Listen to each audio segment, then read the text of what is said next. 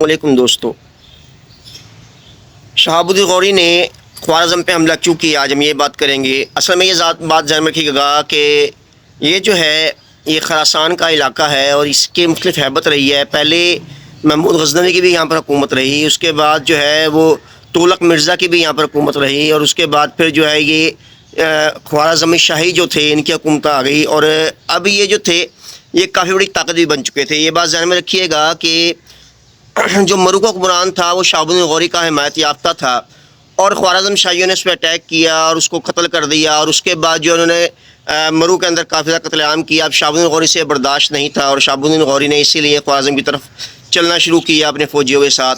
अब जब शहाबुद्दीन गौरी ने उस तरफ मूव करना शुरू किया तो हुआ क्या कि वो दरिया की तरफ चलना शुरू हुआ। जो ख्वारज़म था ये मेन इलाका था वहाँ का और ये ज़हन में रखिएगा ये बड़ा महफूज था। इसकी पहाड़ी पत्थरों से फसीलें बनाई गई थी जहाँ पर इसके किले पर अटैक करना बहुत मुश्किल था। इसके एक तरफ से दरिया बहता था और उस दरिया से एक नहर निकाली गई थी और किले पे हमला करने के लिए पहले नहर को क्रॉस करना पड़ता था और जब कोई नहर को क्रॉस करता था तो वो फ़ौजियों के तीरों की रेंज में आ जाया करता था। इस तरीके से इस पर हमला करना बड़ा मुश्किल था।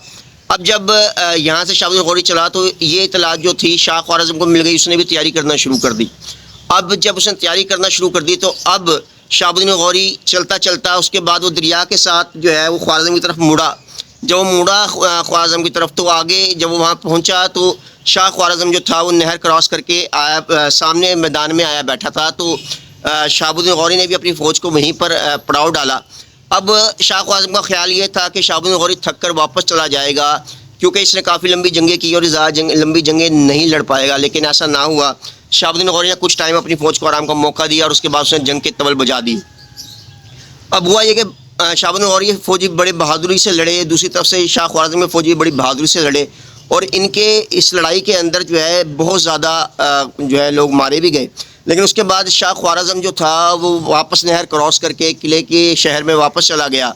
अब जब शहाबुद्दीन गौरी जो था वो नहर की तरफ बढ़ता था तो ऊपर से उसके ऊपर तीरों की बारिश हुआ करती थी जिसकी वजह से उसका नुकसान होता था। बहरहाल कभी शहाबुद्दीन गौरी नहर क्रॉस करके जो है वो हमला आवर होता, कभी ख्वारज़म शाह जो है वो अपने किले से बाहर निकलता और इस पर हमला आवर होता। लेकिन ये एक मुश्किल तरीन जंग थी, ये एक बहुत मुश्किल तरीन जंग थी। बहरहाल इसके बाद आगे क्या हुआ, किस तरह शहाबुद्दीन गौरी ने इसको फतह किया, वो इंशाअल्लाह कल बात करेंगे। आज तक के लिए बस इतना ही। फ़ी अमानिल्लाह।